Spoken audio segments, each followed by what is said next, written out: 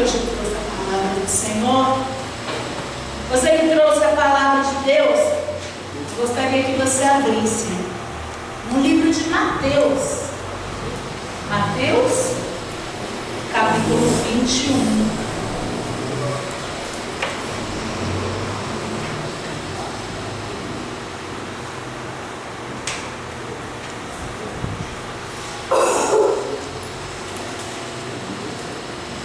Todos acharam?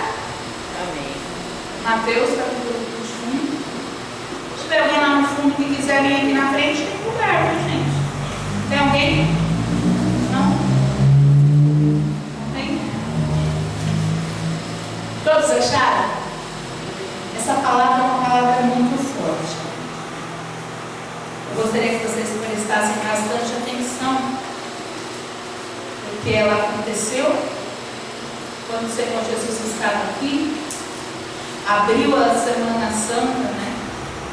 Esse ato, essa festa, se é que podemos chamar assim. Diz assim, ó, capítulo 21, versículo 1 de Mateus.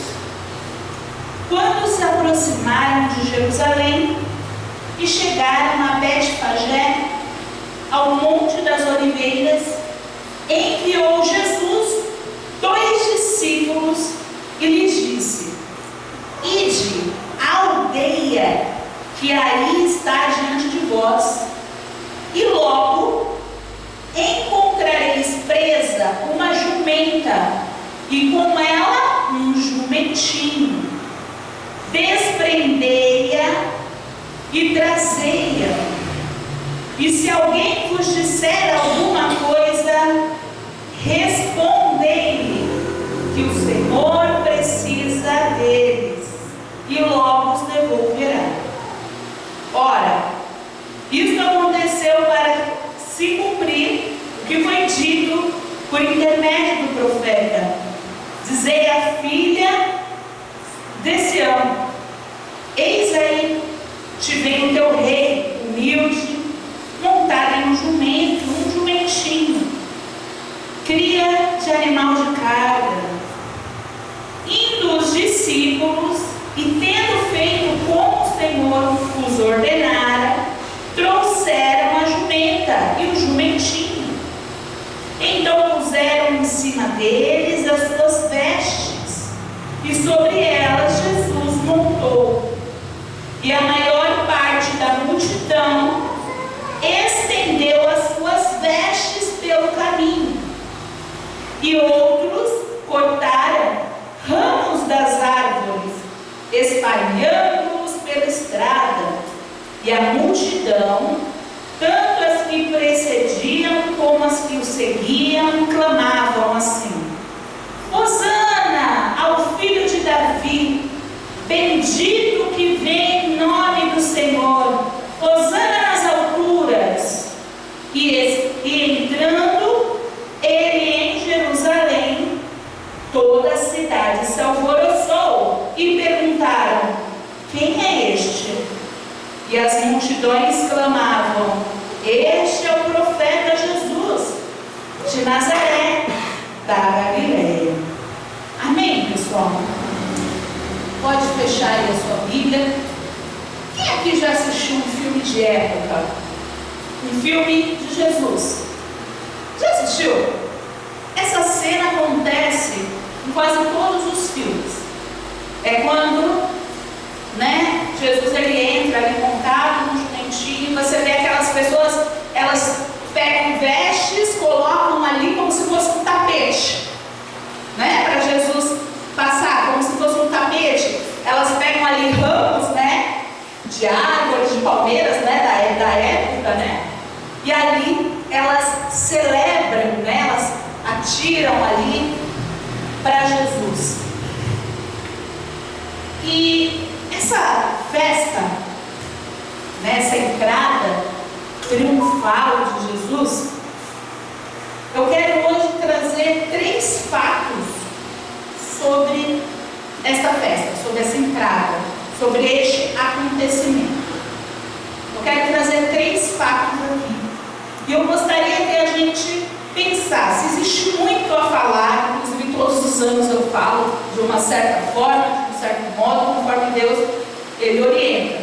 Mas esse ano eu quero falar sobre algo que o Senhor colocou no meu coração, esses 3 fatos, e nós vamos descobrir esses 3 fatos. Quem vai ser a primeira pessoa que vai ler? Quem levantou a mão primeiro? Então vem. Vamos lá, vem cá. Primeiro fato é qual? Vamos lá. Você sabia que Ixi, estão vindo aí, pessoal? Você sabia que Isso, peraí, devagar. Gosto de entrar mais devagar. alto e claro, devagar. Você sabia que na entrada triunfal de Jesus foi o cumprimento de uma profecia bíblica de Zacarias? De Zacarias, o que é isso? Eu vou contar para você. Você sabia que a entrada triunfal de Jesus foi o cumprimento de uma profecia bíblica de Zacarias? Zacarias não é isso, é quem, né? Zacarias é quem? É o profeta. E é o profeta lá do Antigo Testamento.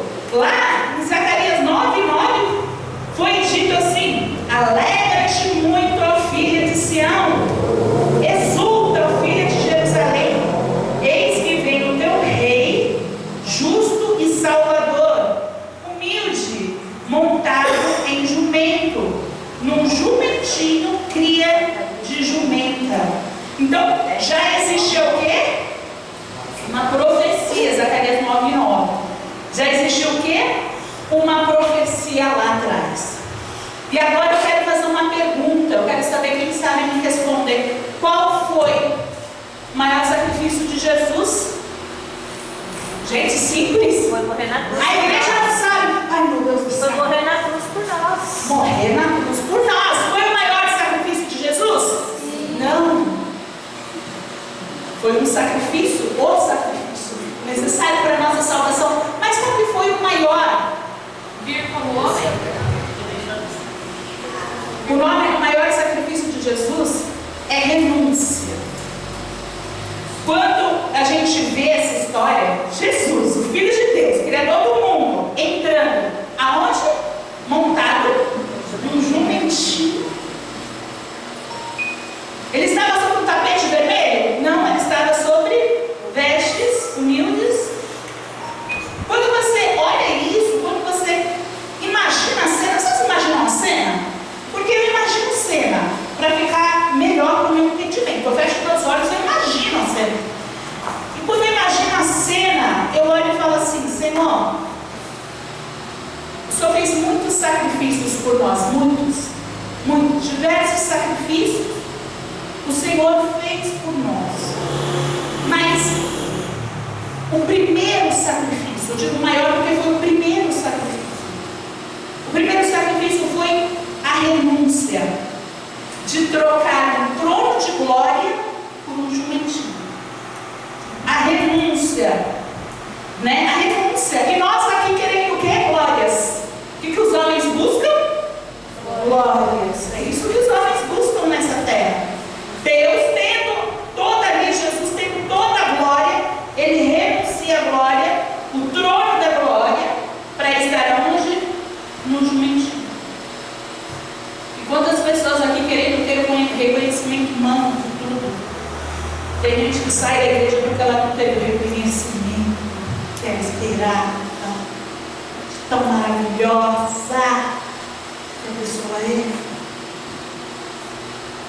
Vamos parar para refletir.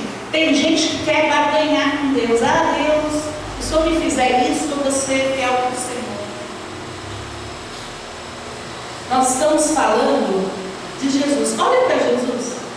Olha para Jesus nesse momento e pensa que ele renunciou uma coroa de glória por uma coroa de espinhos. E foi por amor. Então, o primeiro sacrifício de Jesus, o primeiro, foi justamente a renúncia. A renúncia. E ele fez por amor. E agora eu te pergunto: o que você faria por amor? Para pensar. O que você faria por amor a Deus, a Jesus?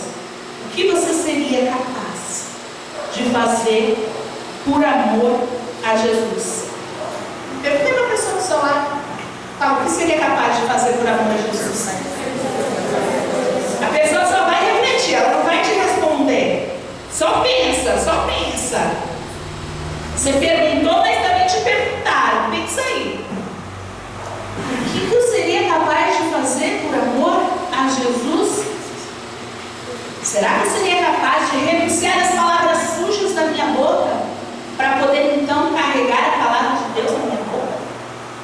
É preciso renunciar. O maior sacrifício de Jesus foi a renúncia, foi o primeiro. Depois foi uma série de sacrifícios, até o sacrifício da nossa, que nos salvou. Mas entenda, a renúncia, que é o maior sacrifício, é o que as pessoas não estão dispostas a fazer. É a renúncia. Será que você está disposto a renunciar aos pensamentos errados, sujos da sua cabeça? Eu não quero pensar nisso, eu não aceito pensar nisso, meu Deus. Será que você está disposto a renunciar os pensamentos ruins da sua mente para poder ter a mente de Cristo?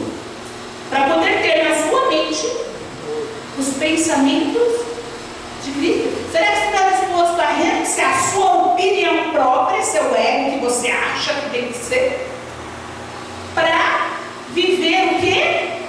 A vontade de Deus, aqui o pensamento de Deus, a opinião de Deus. Essa renúncia, eu abro mão da minha opinião. Eu acho que não tem problema pecar, mas eu abro mão da minha opinião. Para quê?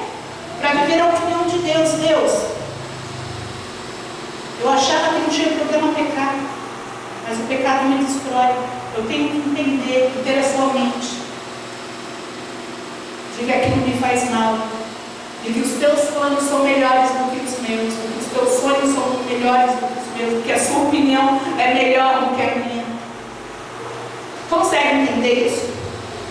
A humildade que Jesus teve para vir aqui se sacrificar, e às vezes a gente não tem essa humildade. A humildade, o rei deixou ali o trono de glória para vir aqui. Essa humildade que é o que falta às vezes, porque a gente quer as coisas do nosso jeito. Já pensou se Jesus fosse querer as coisas do jeito dele? Ele abriu mão.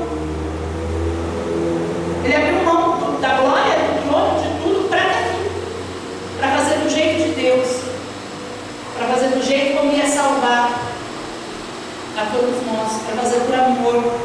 Então, a gente tem que pensar que a renúncia é a primeira coisa que a gente tem que entender, que a gente precisa ter.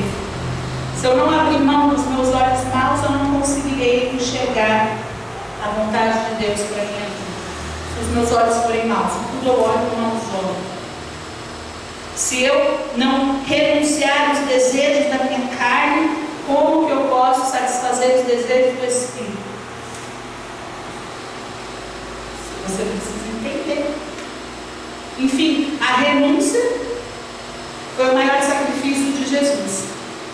Então, ele vir aqui cumprir, sabe, essa promessa. Esse é o rei humilde, simples, que deixou o seu trono de glória para vir salvar a mim e a você.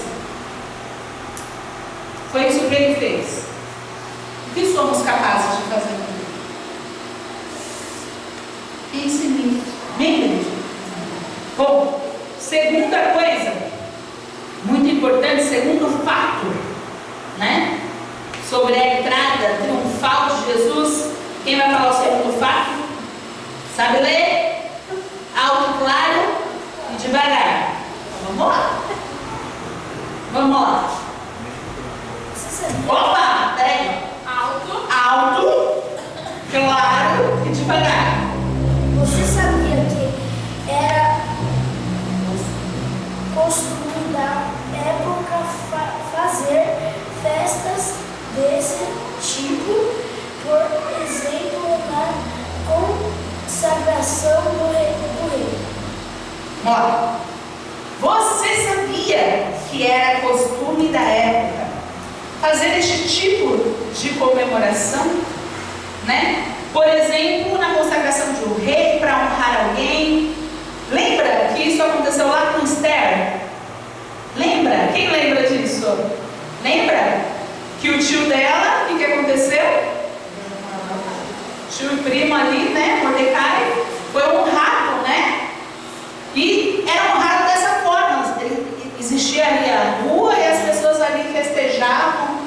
Aquilo era uma honra, né? E por que é que isso é um fato que você tem que entender? Você sabia que era costume, era tradição da época, né? Entenda uma coisa.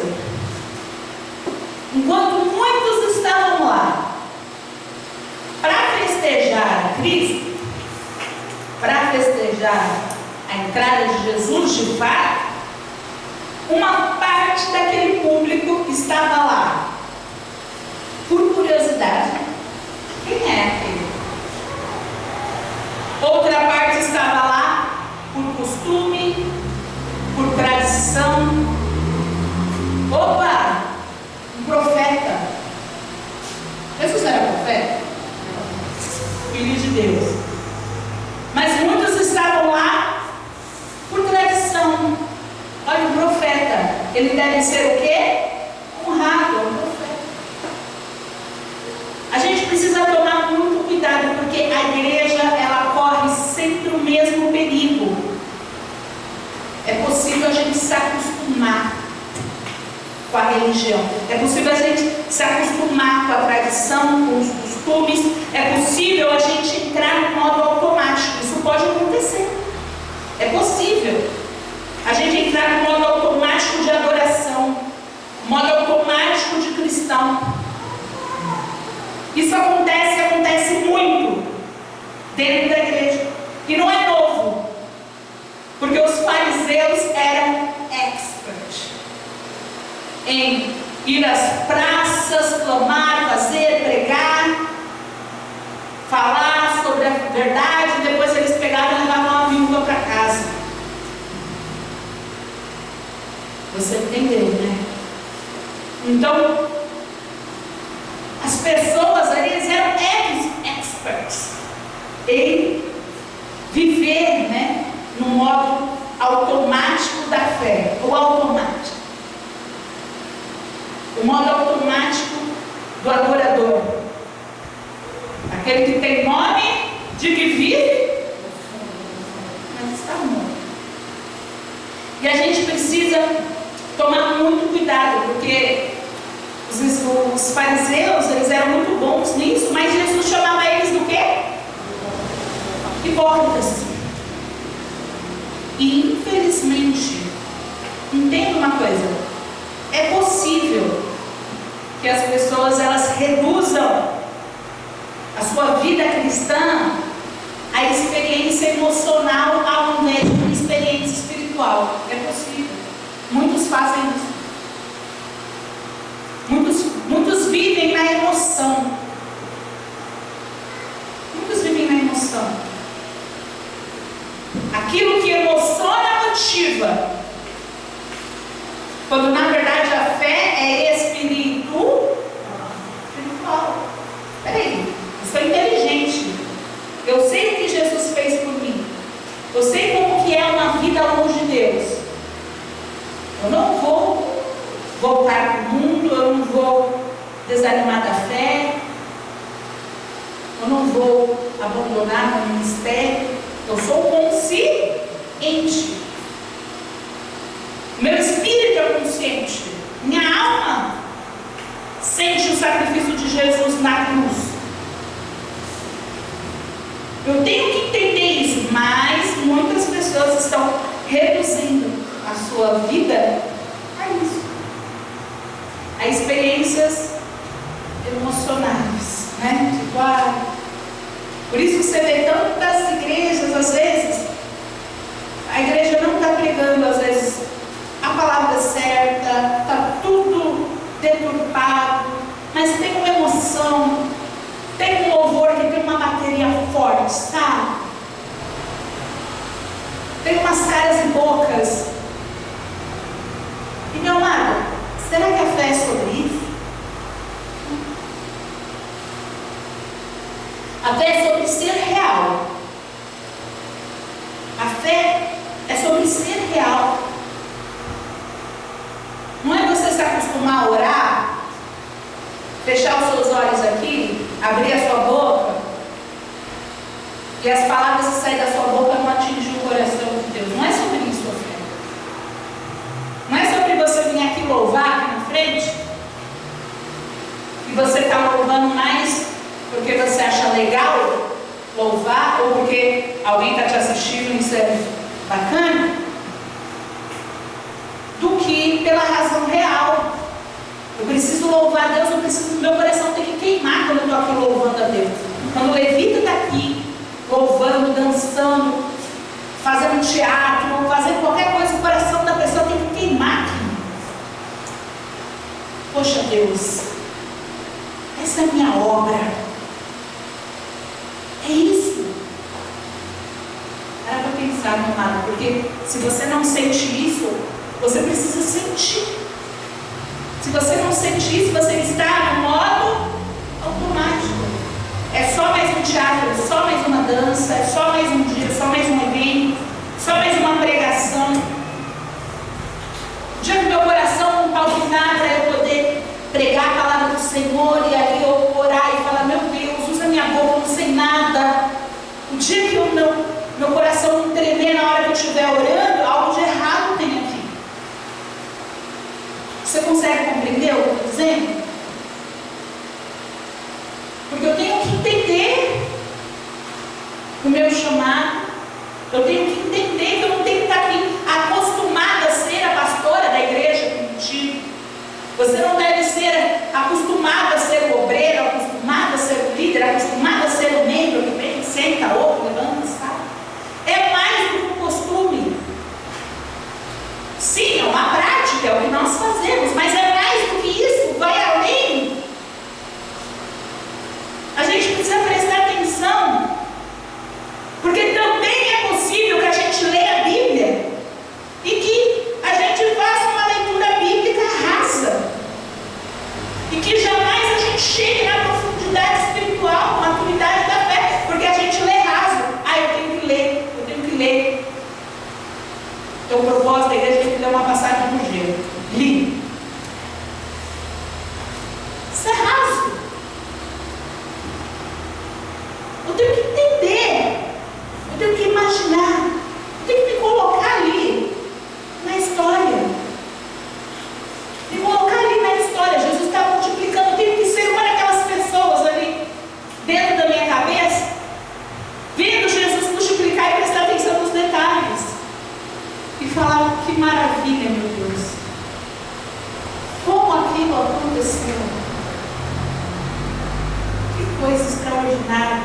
Senão eu só fiz o quê? Li. Senão foi só leitura. Senão foi uma ferraça. Eu leio a Bíblia porque estou acostumada. A pastora ainda domingo falou. Ela estava acostumada a deixar a Bíblia no Salmo 23. Nossa Bíblia lá em casa, que ficava aberta no Salmo 23, ela era amarela. Porque ela não foi fechada por 20 anos. Ela era amarela, então nunca foi lida. Porque quando você virava uma folha, a folha estava intacta. Branquinha, parecia que tinha saído da loja. Ela já tinha 20 anos ali. Então, para pensar, meu amado. O costume, da época. Deixar a Bíblia aberta ali que vai proteger. O que vai proteger é fé em Deus. Leia para você aprender a ter fé. Aí você vai ter o quê? Proteção.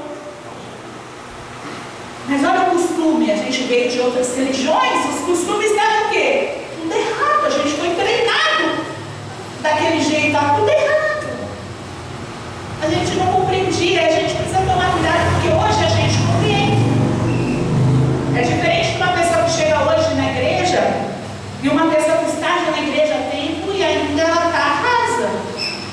É quando você chega que você é raso, que você vai lendo, você vai tendo dúvida, vai perguntando, vai aperfeiçoando e tal. Depois você já se...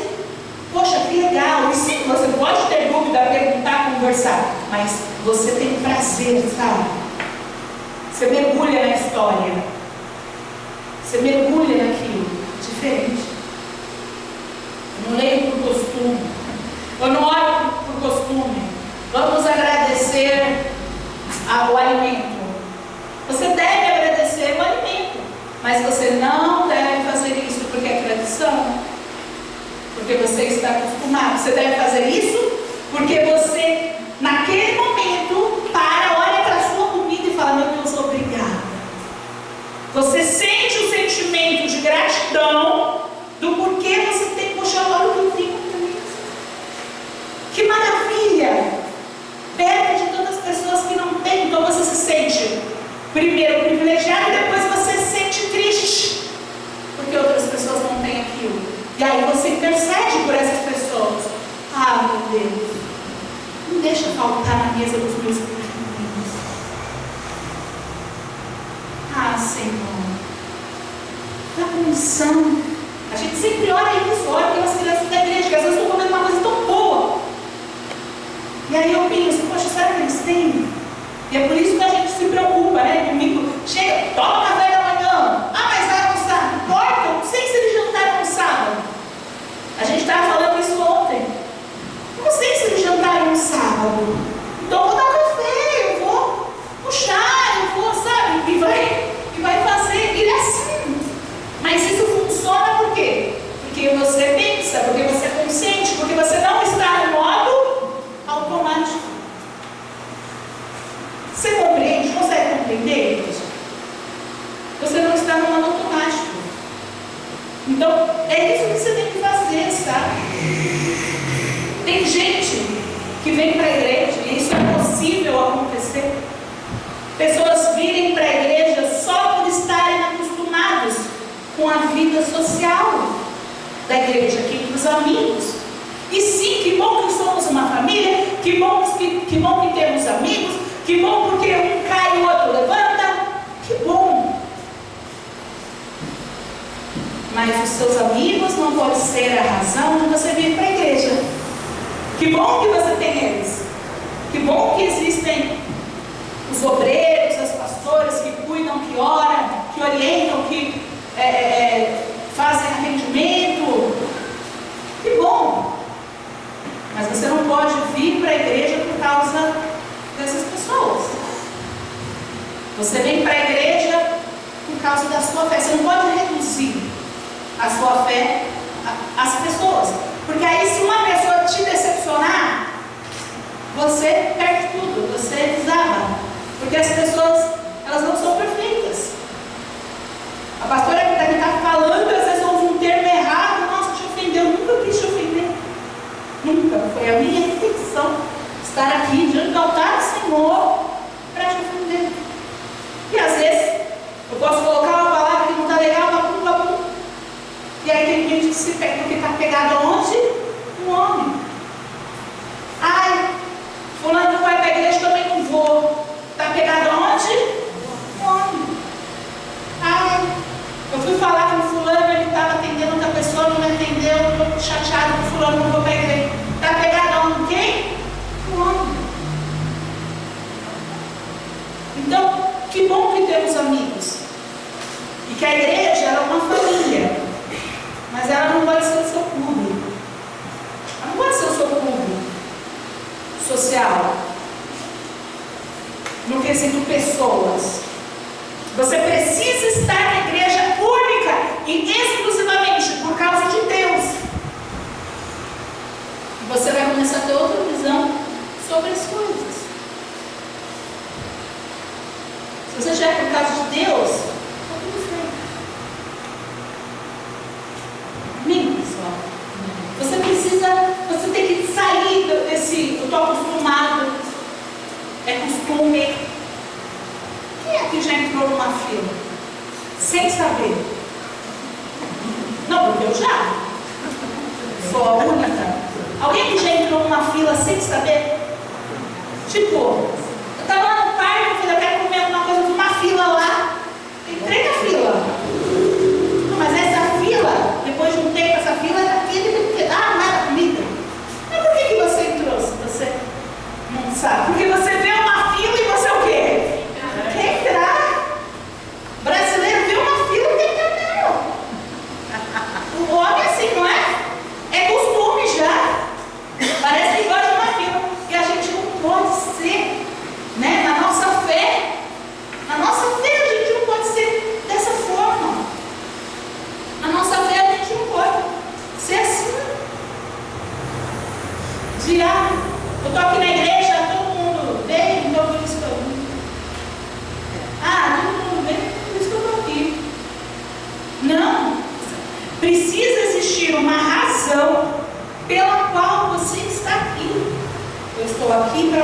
Deus. Eu preciso ter a ajuda dele. Isso precisa ficar bem desenhado. Isso precisa ficar muito desenhado. Porque senão você vai estar aqui raso. Você nem sabe quem é Jesus. As pessoas perguntaram lá, quem é esse? Deram lá, falaram, é o profeta. Errou quem perguntou porque não fazia ideia de quem é. Errou quem respondeu porque não fazia ideia de quem era. E é assim.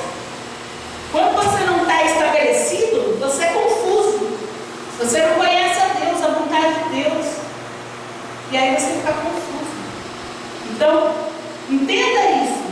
Entenda isso. É muito importante você compreender, né? Que você não pode estar aí apegado, né, à tradição, costume, se acostumar a fazer as coisas e deixar o modo automático te dominar. Amém, pessoal? A gente precisa refletir. Ah, a minha participação na igreja tem mais a ver com o meu costume, a vida social, a tradição, ou com as certezas que eu tenho no meu coração sobre a salvação, sobre o sacrifício de Jesus na cruz? Então você tem que se organizar dentro de você. Amém, pessoal? Terceiro ponto. Quem vai ler aqui? Vai ler? Vamos ver. Terceiro fato sobre a entrada triunfal de Jesus. Você sabia que muitas bocas gritam? Opa, Aldo. Você sabia que muitas bocas gritam, Hosana nas alturas? Gritaram. Gritaram, Hosana nas alturas? Dias depois gritaram, crucificam. Você sabia que as mesmas bocas, muitas bocas, dos que estavam lá, gritando o quê? Hosana nas alturas. O que é Hosana nas alturas? Não, o significado, né? Eu fui lá no Google, a gente já falou 500 vezes, mas sempre é bom ensinar, né? E aí, o significado é o quê? Salva-nos. Nós imploramos. Então, é como se eles estivessem ali, né? Falando, ó Senhor, salva-nos. O Senhor que vem do céu, né? Bendito é o que vem no nome do Senhor, salva-nos. Eles estavam clamando um Salvador. Eles estavam ali clamando um Salvador, salva-nos. Hosana, Hosana nas alturas, salva-nos. Bendito é aquele que vem no nome do Senhor. Eles estavam lá gritando. E na mesma semana que eles gritaram, Hosana, Hosana, eles berraram. Mão bem forte, berraram, crucifica, solta Barrabás, o ladrão. Então, eles trocaram o ladrão por Jesus. Jesus não é o ladrão. A Bíblia fala que ele vai vir buscar a sua igreja como um ladrão, porque ele vai vir sem avisar. Eles se comparam um ladrão, que vem sem avisar. Mas ele só vai levar o que é dele, então fiquem tranquilos, porque ele não vai levar você se você não for dele, porque ele só leva quem é dele. Fique tranquilo ou preocupado. Muda hoje, porque hoje é a chance. Ou você fica tranquilo, porque ele vai te levar, você começa a ficar o quê? Preocupado. Só que o ladrão foi escolhido. O mal ali foi escolhido. E é o que muita gente faz hoje, para a tristeza de Deus, né? Pode a mesma boca gritar Hosana ao rei e gritar crucificam? A mesma boca? Sair da mesma pessoa?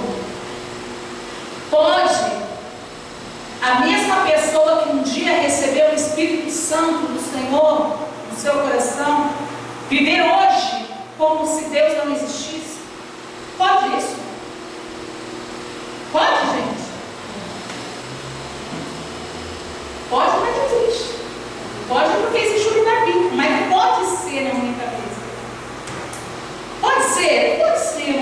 vezes,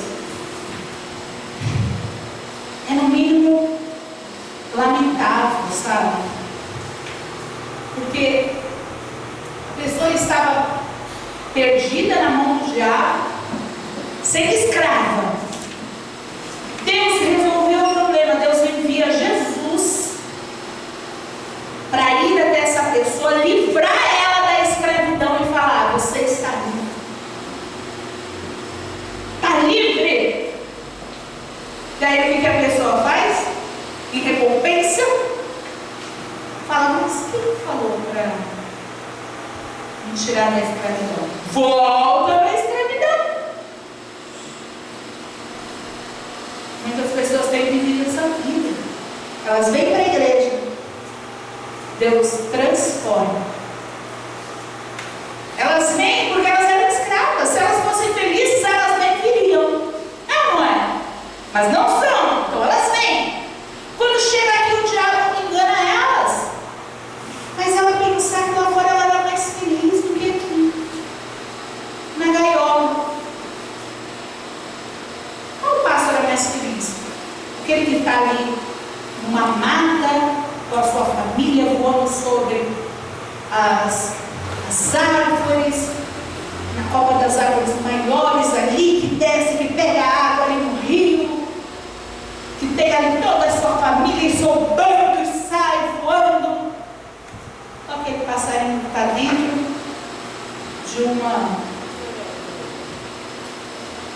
uma gaiola de alguém. Conta para mim. Não é óbvio? Mas tem gente que também se acostuma. Porque se você treinar um passarinho a ficar ali, e você abrir, vai existir os passarinhos que correndo vai fugir, voar, e vai existir aquele que vai fazer, sabe o quê? Nada. Porque ele já está acostumado a viver aonde? Na prisão. Isso não pode acontecer. Nós não podemos ser aqueles que não vão fazer caso do sacrifício de Jesus.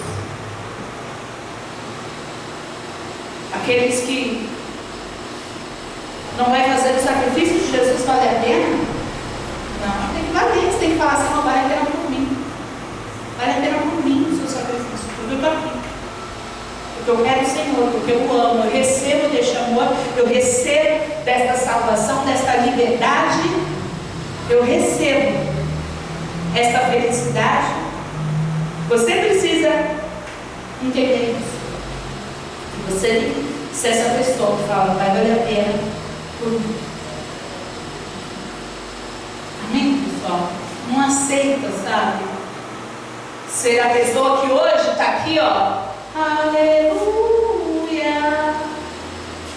E amanhã está lá fora, falando contra a sua fé, contra a tua igreja, contra o teu ministério, contra a palavra de Deus, contra Deus, contra o sacrifício de Deus. Porque isso acontece e acontece muito. Mas a gente precisa entender: os nossos lábios, os lábios que proclamam hosanas ao Rei, precisa gritar com o coração: bendito o que vem no nome do Senhor. Vem, Jesus. A gente precisa estar preparado, porque Jesus veio a primeira vez, nos ensinou a viver como agrada o coração de Deus. E agora, quando Ele voltar, Ele vai levar aqueles que aceitaram, né, os seus ensinamentos, tiveram a sua vida à disposição de Deus nessa terra. Porque Deus jamais vai lhe obrigar. Se você não está disposto a viver nessa terra por Ele, Ele jamais vai te obrigar a passar uma eternidade do lado dele. Então, é questão de escolha. Amém, pessoal? Bom, o culto de hoje é uma boa ocasião. Para quê? Para a gente orar. É uma boa ocasião para a igreja refletir. Como discípulo, individualmente, você refletir fazer um exame sincero, um exame profundo, já que a gente está nessa semana, domingo é Santa Ceia, é um culto tão especial, nós vamos celebrar a ressurreição do nosso Rei. A gente precisa estar com o nosso coração preparado. Você precisa fazer um exame, sabe? Um exame profundo de como está o seu compromisso com Deus, com aquilo que você prometeu a Ele no dia que você se batizou. E se você não é batizado, se prepare-se para se lançar para Ele, sabe? Pensa aí no seu coração, investiga aí. Durante a oração, nós vamos fazer uma oração.